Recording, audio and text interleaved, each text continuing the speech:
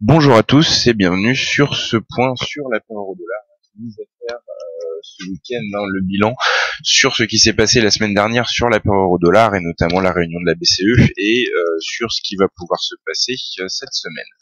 Alors au niveau de la baisse de l'euro-dollar, alors au niveau du comportement général de l'euro-dollar la semaine dernière, ce qu'on peut dire c'est qu'on a eu un comportement totalement plat jusqu'à la réunion de la BCE. On avait vraiment de grosses attentes. Attendait vraiment la réunion de la BCE pour pouvoir se positionner.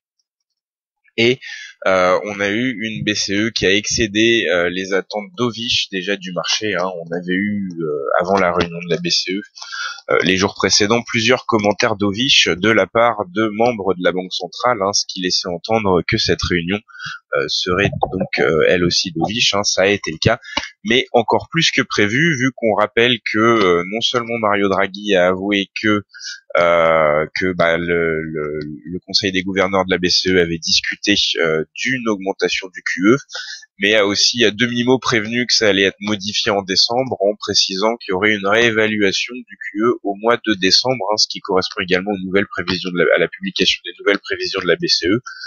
Donc là, pour l'instant, le marché s'attend avec une forte probabilité à de nouveaux assouplissements de la BCE pour le mois de décembre.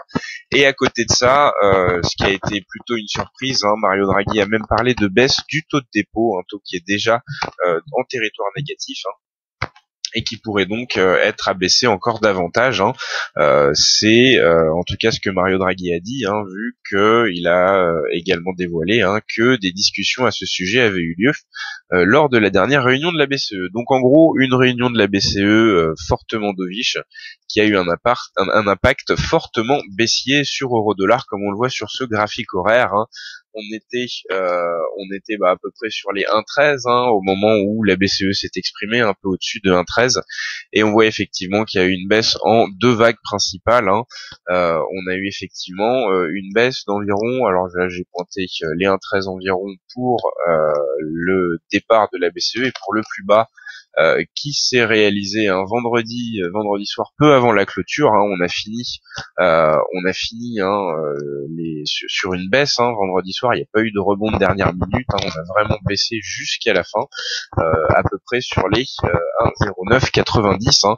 Donc le seuil des indices a été testé. Important toutefois, on a réussi à clôturer la semaine au-dessus de ce seuil des indices, ce qui est significatif et ce qui laisse ouverte la possibilité d'un petit rebond pour le début de la semaine prochaine, un rebond qui serait essentiellement technique, mais en tout cas c'est quand même quelque chose de plutôt positif qu'on ait clôturé au-dessus des indices. Alors bien sûr, vu la baisse et vu le profil désormais baissier de la paire euro-dollar, c'est un point positif, mais ça veut pas dire qu'il faut miser à la hausse sur l'euro-dollar la semaine prochaine. Ça veut simplement dire qu'on pourrait effectivement remonter un peu, aller chercher les indices 81-11 avant de rebaisser. Et effectivement sur les indices 81-11, ça semble être un bon seuil pour pouvoir se positionner de nouveau à la vente sur la paire euro-dollar.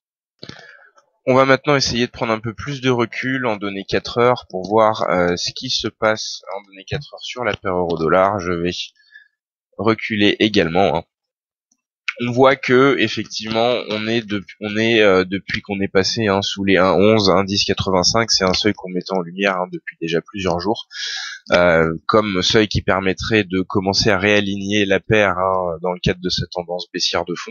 Là donc ça a été cassé, 1,11, 1,1080. On va le pointer ce seuil. Voilà par là. Ce seuil qu'on considérait comme important et qui a donc été cassé, qui ouvre la voie à une plus forte baisse en direction éventuellement des plus bas du mois d'août, qui se situe sur les 1,0850 environ. On peut prendre encore un peu plus de recul pour laisser apparaître d'autres plus bas sur le seuil des 1,08. Voilà, donc ça semble être les prochains objectifs sur les horizons de swing trading. Donc 1,0850 et 1,08, ça semble effectivement être des bons objectifs pour ceux qui miseraient sur une poursuite de la baisse de l'euro, mais effectivement poursuivre en ligne droite jusqu'à ces seuils, ça semble peu probable. il faut s'attendre à un éventuel rebond avant que ça se produise, hein. Pourquoi pas jusqu'à un 10,85, un 11 justement, et dans ces cas-là, ça sera vraiment un point de départ idéal, hein, pour pouvoir remiser de nouveau à la baisse sur la paire euro-dollar, hein. Voilà pour le contexte, hein, graphique sur la paire euro-dollar. On est donc maintenant sur un profil baissier, on connaît les objectifs, hein. Si on continue la baisse à court terme, hein, il faut qu'on arrive à casser les indices. Sous les indices, hein, on n'aura pas grand-chose, on n'aura pas beaucoup de support.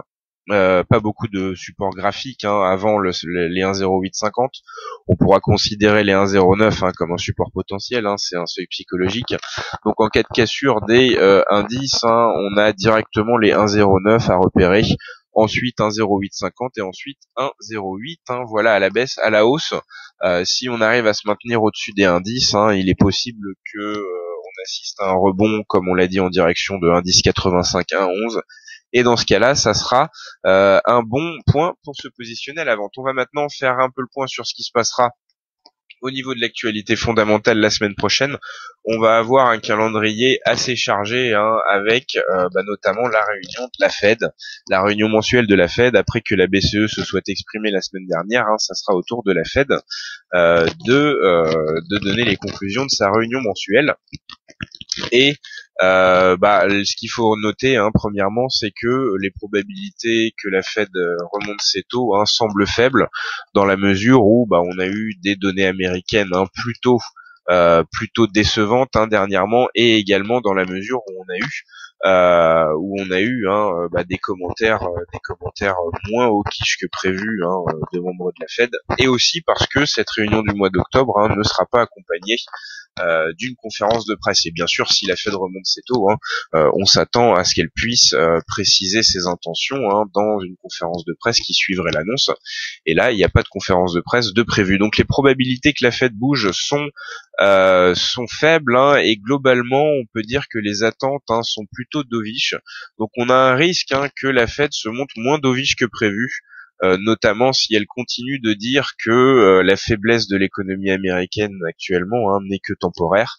On pourrait effectivement donc voir le dollar, hein, en profiter si la Fed se révèle moins dovish que prévu. On aura également des statistiques américaines importantes. On va en relever une particulièrement, le PIB du troisième trimestre, qui est attendu en hausse de 1,9% après une performance de plus 3,4% au second trimestre, hein. Donc ça sera effectivement des chiffres à surveiller. Pour ça, hein, je vous renvoie à l'article qu'on publie tous les dimanches, hein, les prévisions et analyses fondamentales euro-dollar, où on passe en revue toutes les statistiques les plus importantes pour la paire euro-dollar pour la semaine suivante.